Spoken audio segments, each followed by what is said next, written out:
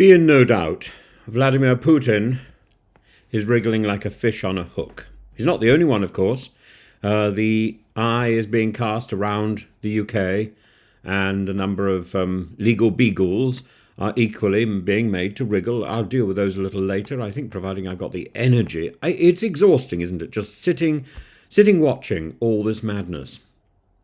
Once steadfast in his refusal to negotiate with Zelensky, Putin is now suggesting that Ukraine can find a legal loophole to make talks happen. This isn't the mark of a leader in control. This is the move of a man whose war is bleeding both his credibility and his resources. And as North Korea quietly pulls its troops from the front line, perhaps tired of being used as mere cannon fodder, Putin scrambles to recalibrate his approach to the war that he thought he could win in 3 days. The toll on civilian life in Ukraine is likely far higher than any official figures suggest. The United Nations has claimed that over 30,000 non-combatants have been killed or injured, but Neil Holland, the UK's ambassador to the OSCE, suggests that this is a conservative estimate. Ukrainian military casualties are staggering. 43,000 soldiers killed and 370,000 wounded, and Russia, ever secretive, does not officially release its numbers, but independent tallies suggest more than 90,000 Russian troops have perished, with total losses likely much higher. And beyond the battlefield, Russia has launched 13 major missile strikes against Ukraine's energy infrastructure in 2024 alone. These are not merely strategic military operations, but assaults on civilians' ability to access power, water, and heat. And the UN's Commission of Inquiry has classified these attacks as war crimes and potentially crimes against humanity. Yet Putin remains unfazed, weaving a narrative in which he is the stalwart protector of Russian sovereignty rather than the architect of its decline. Well might he hide in a fridge. One of the more peculiar footnotes of this war has been North Korea's involvement. Kim Jong-un initially sent 11,000 of his best-trained fighters to bolster Russia's front lines, but these troops have quickly been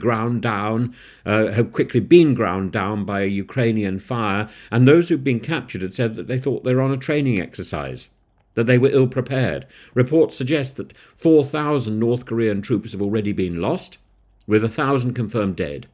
Given the staggering casualties and the cultural and linguistic barriers that made coordination nearly impossible, Pyongyang's forces have now largely disappeared from the front line, and Western intelligence suggests they may return after additional training, but for now their absence signals yet another crack in Putin's coalition of support, another crack in the fridge. The return of Donald Trump to the White House has added yet another twist to the global chessboard, and Trump has promised to end the war within 100 days. 1 day originally. Though specifics remain elusive, and his statements, often made for dramatic effect, suggest that he would pressure Ukraine into making territorial concessions. Putin has seized on this rhetoric, calling Trump pragmatic and expressing his willingness to negotiate. The Kremlin's narrative is clear. If only the West had let Trump stay in power in 2020, the war might never have happened. Yet Putin's attempt to manipulate Trump's approach may not be as effective as he hopes. Trump has promised to freeze aid to Ukraine, which would certainly strain Kyiv's resistance, but he's also unpredictable. His transactional approach to politics could just as easily see him demand steep concessions from Putin too. And Putin's latest move, suggesting that Ukraine should circumvent its own legal framework to hold peace talks, is an act of sheer opportunism. Previously, he dismissed Zelensky as illegitimate, citing the lack of elections since May 2024 because of martial law. Now he suggests that Ukraine's parliamentary speaker could take charge of negotiations, provided they meet Russian conditions. Zelensky, unsurprisingly, has dismissed this as another attempt by Putin to prolong the war. He has made it clear that Ukraine will not negotiate from a position of weakness, nor will it entertain peace talks dictated by the Kremlin's terms.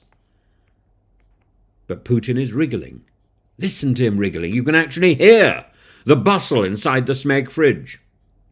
Beyond Ukraine, Russia itself is suffering. Butter is scarce. The economy groans under the weight of sanctions. Domestic repression has intensified. Morale within the military remains low. Ukrainian forces have even launched incursions into Russia's Kursk region and beyond, a humiliating reversal of Putin's territorial ambitions. His assertion that he has pulled Russia back from the abyss is less a statement of fact than an attempt to justify his increasingly desperate war.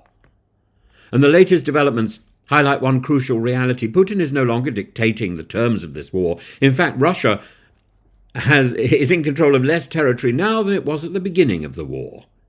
He is reacting, improvising, and most notably searching for a way that allows him to save face. And the longer the war drags on, the clearer it becomes that Russia's invasion of Ukraine has been a catastrophic miscalculation. In fact, the noises coming from the Kremlin are so bizarre and so self-contradictory that it sounds as if more than one person is actually making those Putin announcements, which wouldn't be surprising, would it really, given the fact that Putin is probably rotting in a Smeg fridge and not making any of these pronouncements himself at all. People are gathering around a table in the Kremlin and saying, what would Putin have done? Putin's manoeuvres, suggesting talks while simultaneously escalating attacks, are the hallmarks of a leader who senses his grip is loosening. As his allies falter and his army suffers, his attempts to redefine the narrative grow more and more desperate, and whether through North Korea's quiet withdrawal, Trump's unpredictable diplomacy, or Ukraine's resolute resistance, the pressure on the Kremlin is mounting. How long can Putin continue this balancing act? Remains an open question. Is he balancing on history, or is he balancing on the frozen Smedley HPPs? One thing is clear. This war is not going according to his script. This war is icicle cold. This war is frozen and not in Putin's favour.